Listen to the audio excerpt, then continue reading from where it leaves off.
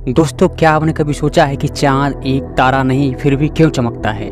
क्यों पूर्णिमा वाले रात्रि में चांद से प्रकाश पृथ्वी पर आता है, जबकि चांद पृथ्वी से ही निकला है? तो फिर हमारे पृथ्वी का अपना प्रकाश क्यों नहीं है? हमारे पृथ्वी से चांद कभी आधा तो कभी पूरा क्यों दिखाई देता है? आइए जानते हैं चांद के इस रहस्य के बारे में।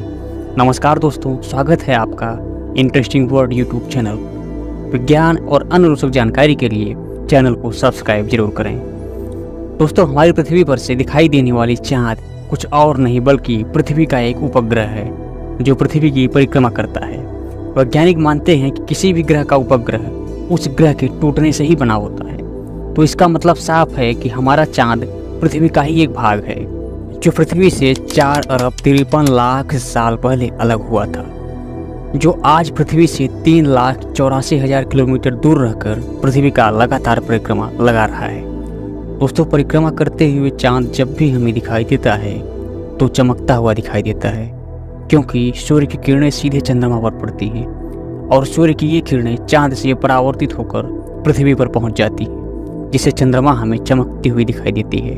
उदाहरण के लिए देखिए, सूर्य के सामने चांद का जो हिस्सा पड़ रहा है केवल वही चमक रहा है, जबकि सूर्य के पीछे वाले हिस्से पर अंधेरा छाया हुआ है। इसलिए चांद के पास अपना कोई प्रकाश नहीं है, बल्कि सूर्य के प्रकाश से उसी प्रकार चमकता है जैसे धूप में रखा कोई आईना चमकता हुआ दिखाई देता है और उस आईने पर पड़ने वाली किरणें परावर्तित होकर कहीं और प्रकाश उत्पन्न करती हैं। ठीक उसी प्रकार हमारा चांद भी सूर्य की किरणों से चमकता हुआ दिखाई देता है और चांद पर पड़ने वाली सूर्य की किरणें चांद से परावर्तित होकर पृथ्वी पर अपना प्रकाश उत्पन्न करती है। दोस्तों, उम्मीद करता हूँ कि चांद के चमकने की वजह आपको समझ में आ गई होगी। दोस्तों, अब आइए समझते हैं चांद हमें छोटा बड़ा क्यों दिखाई देता है। दोस्तों, आप सभी जानते हैं कि चांद पृथ्वी का उपग्रह होने के कारण 3,683 किलोमीटर प्रति घंटे की रफ्तार से पृथ्वी का परिक्रमा लगाता रहता है। चांद पृथ्वी का एक पूरा परिक्रमा 27 दिन 6 घंटे में पूरा करता है। परिक्रमा लगाते हुए चांद अनेक अवस्थाओं से गुजरता है, जिससे चांद हमें छोटा बड़ा दिखाई देता है। उदाहरण के तौर पर देखिए, जब चांद सूर्य के बिल्कुल सामने होता है तो चांद का वह भाग जो सूर्य के सामने होता है वह तो चमकता है, लेकिन चांद का वह भाग जो पृथ्वी के सामने होता है वहाँ अंधेरा होने के कारण चांद पृथ्वी पर से नहीं दिखाई देता है।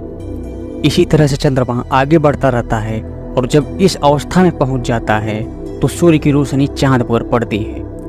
इस समय चांद की चमकीली सतह पृथ्वी के सामने होने के कारण हमें पूरा चांद दिखाई देता है।